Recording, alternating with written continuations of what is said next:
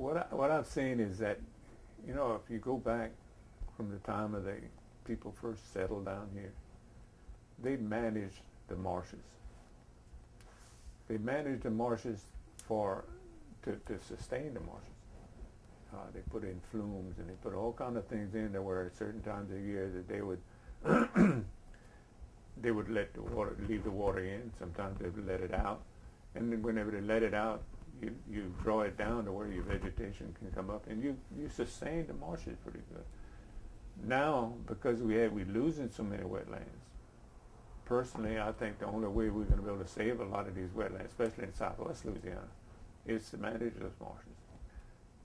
If you read all the statistics, and I see the statistics, I mean, we produce how much of the oil, how much of the natural gas, how much of the shrimp, how much of the crabs, how much of the oysters. What does that tell you? The more wetlands we lose, the less we're going to have of that.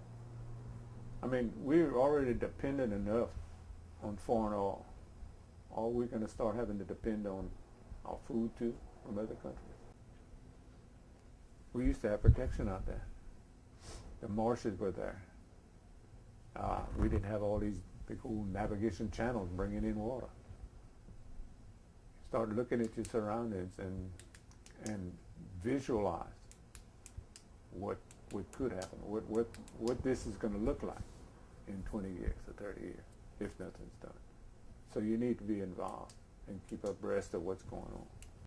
I'll give you an example of that. Whenever we were, after Rita, we were basically building ourselves. I had people from all over the United States come help me build, volunteers.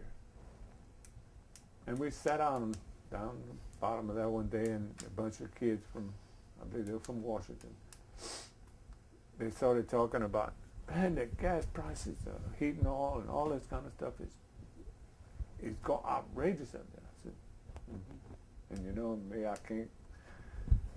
I can't miss an opportunity. I said, do you know why? Well, no.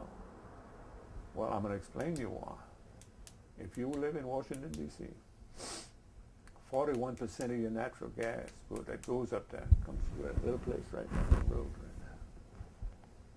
And I said, it don't work worth a damn underwater. So whenever you look at supply and demand, when you can't get none up there, the price goes up. I never realized that. So when they left, they said, well, what kind of message would you like to send back to the people over there? I said, just tell them that, look, tell your representatives and senators and all this kind of stuff, and tell them if something comes up about saving coastal Louisiana, tell them to go vote for it. Because this is what's happening down here. That's why I wanted them to take that back with them.